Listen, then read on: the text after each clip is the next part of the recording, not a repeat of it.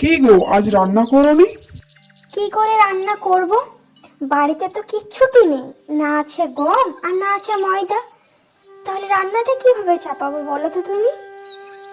এভাবে তো চললে হবে না গো, কিছু তো একটা করতে হবে তাই না? ঘরে বসে বসে থাকলে শুধু কি মুখে খাবার চলে আসবে? সেটা তো আমি বুঝতে পারছি গিন্নি, কিন্তু যদি কাজটাই না পাই আমি কি করব? আচ্ছা শোনো না, তুমি বড় রামু কাকার দোকানে কিছু ময়দা নিয়ে এসো, বলে এসো কাল দেবো টাকা। কালকে শোধ করব কিভাবে? সে না হয় দেখা যাবে, ছোট ছোট বাচ্চা না খেয়ে কি সারা রাতটা কাটাবে বলো? যাও না একবার গিয়ে দেখে এসো। আচ্ছা, আমি গিয়ে দেখে আসছি। আর শোনো, তুমি বরং বাগান থেকে কিছু আখ তুলে নিয়ে এসো, আর সেটা রস বার করে রেখে দাও। আমি রামু কাকার দোকানে ময়দা নিয়ে আসছি। আখের রস দিয়ে পকেট পরোটা খাবো তোমার হাতের। বেশ ভালো লাগে গিন্নি। অনেকদিন তোমার হাতের পকেট পরোটা খাইনি। কি গিন্নি, হবে তো পকেট পরোটা? আরে হ্যাঁ হ্যাঁ, তুমি গিয়ে রামু কাকার দোকানে ময়দাটা নিয়ে এসো, আমি ততক্ষণে আখের রসটা বের করে রাখি।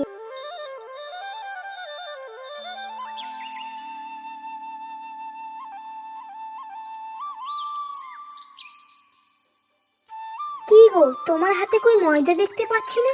তাহলে বুঝি রামু কাকা দেয়নি ময়দা? হ্যাঁ গো, কি করবো এই বাচ্চাগুলোকে নিয়ে আমি? আরে গিন্নি, অত ভেঙে পড়ছো কেন? পুরো কথাটা তো আমার শোনো। রামু কাকা দেবে না মানে? সেই যে ছোটবেলা থেকে রামু কাকার কাছেই বড় হয়েছি, আর রামু কাকা আজ আমার এই দুর্দশার দিনে আমাকে ময়দা দিবে না? এটা কখনোই হয় না গিন্নি। আমি দেখো রান্নার সালে রেখে এসেছি। তুমি যাও গিয়ে তাড়াতাড়ি বানিয়ে এসো তো, বাচ্চাগুলো ঘুমিয়ে পড়বে তো। ও, দিয়েছে ময়দা? তাহলে তুমি বাচ্চাদের কাছে বসো, আমি যাচ্ছি আর আসছি, ঠিক আছে? আহ, কি সুস্বাদু! এমন হাতের পরোটা খেয়ে যে কলিজাটা ঠান্ডা হয়ে যাচ্ছে গো গিন্নি। সত্যি, তোমার হাতে জাদু আছে, জাদু। কি আর বলবো তোমার প্রশংসা। রোজ যদি এরকম দুটো করে পরোটা হতো না, জীবনটা অনেক সুন্দর হয়ে যেত গো। আজ পরোটা খেয়ে কাল টাকাটা কিভাবে মেটাবে সেটা ভাবো, এই কাল পরোটা খাবো এটা ভেবো না। আচ্ছা, তুমি একবার ভেবেছো আজ যে পরোটাটা খাচ্ছো কাল টাকাটা কিভাবে দেবে? ভাবোনি তাই তো? শোনো, এমনভাবে সংসারটা চলবে না। আমরা না হয় একবেলা না খেয়ে থাকতে পারবো, কিন্তু আমাদের বাচ্চাটা কি করবে? আমাদের বাচ্চাটা তো থাকতে পারবে না তাই না? শোনো না গিন্নি, তোমাকে একটা কথা বলবো? বলছিলাম যে খোকাকে কিছুদিনের জন্য মামার বাড়ি রেখে এলে কেমন হয়? তাহলে আমরা এদিকটা একটু ম্যানেজ করে নেবো, আর ততক্ষণ একটা কাজও পেয়ে যাব। আর এগুলো আমাদের সাথে খোকা থাকলে খোকাও তো না খেয়ে দিনের পর দিন কাটিয়ে দেবে। কথাটা তুমি মন্দ বলোনি। তবে যাও, খাওয়া হলে খোকাকে নিয়ে যাও মামার বাড়ি, আর আজকে দিয়ে এসো। আমরা না হয় পরে ভাবছি কি করা যায়। রাজু, রাজু, এ রাজু, কোথায় রে? বাড়িতে আছিস? কোথায় রে? রামু কাকা, তুমি? তো তুমি হঠাৎ? হ্যাঁ, না এলে তো টাকাটা দিয়ে আসবি না। ওই যে কাল দেবো বলে নিয়ে এলি, এক সপ্তাহ হয়ে গেল, কই টাকাটা? ধারে যে ময়দা নিয়ে এলি।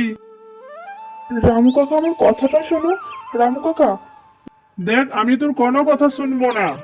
আমার মানুষ সত্তা আছে বলে আজ তোকে ছেড়ে দিলাম।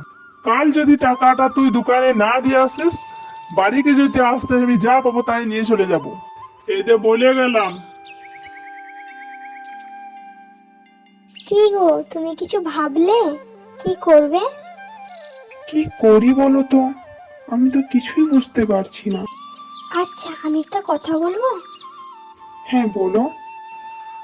ওই যে পকেট পরোটা, মানে? মানে আমরা যদি একটা পকেট পরোটার দোকান দিই তাহলে কেমন হবে? কিন্তু অত টাকার ময়দা কোথায় পাবো? আমাদের কাছে তো একটা টাকাও নেই। এক সপ্তাহ ধরে আখের রস কি আছি, কিভাবে টাকা পাবো বলো? একটু ভাবলেই তো টাকা বেরিয়ে যাবে তাই না?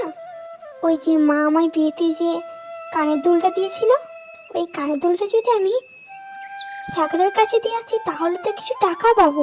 সে টাকাটা দিয়ে না হয় আমি ময়দা কিনে নিয়ে আসবো। আরে, তোমার মাথাটা খারাপ হয়ে গেছে নাকি? ওটা তোমার মায়ের দিয়া। এটা যদি আমি স্যাকরার কাছে দিয়ে আসি। না, আসলে আমি তো বিক্রি করব না, ওটা কিছুদিনের জন্য রেখে আমি কিছু টাকা নিয়ে আসবো। হুম, তাছাড়া কোনো উপায় তো নেই। আর তারপরেই রাজু একটা পকেট পরোটার দোকান দেয়, আর সেইখান থেকেই তার জীবন শুরু হয়। 3টে পরোটা, আনলিমিটেড তরকারি, 2 টুকরো পেঁয়াজ, 30 টাকা। তাতে আপনার ট্রেনের টিকিটও হবে না। খেয়ে যান আনলিমিটেড তরকারির পরোটা। আরে রাজু দা নাকি? তো পকেট পরোটার দোকান খুলে দিলে? তো কিরকম চলছে তোমার ব্যবসা? আর এদিকে তো শিমুলির হাতের পকেট পরোটা আর রাজুদার মুখে ডাক, এটা শুনে জনপ্রিয় হয়ে গেল রাজুদা। তারপরে তার পকেট পরোটা এতটাই পছন্দের হয়ে গেল যে রাজুদার আর কোনো দুঃখই থাকলো না। একে একে গাড়ি বাড়ি সব কিছুই তার জীবনে চলে এলো। আর ঠিক এমনটাই জীবনে ঘটে, যখন দুঃখের সময় আসে আত্মীয় স্বজন কেউই পাশে থাকে না, তাই নিজেদেরকেই লড়তে হয় সাফল্য হওয়ার জন্য।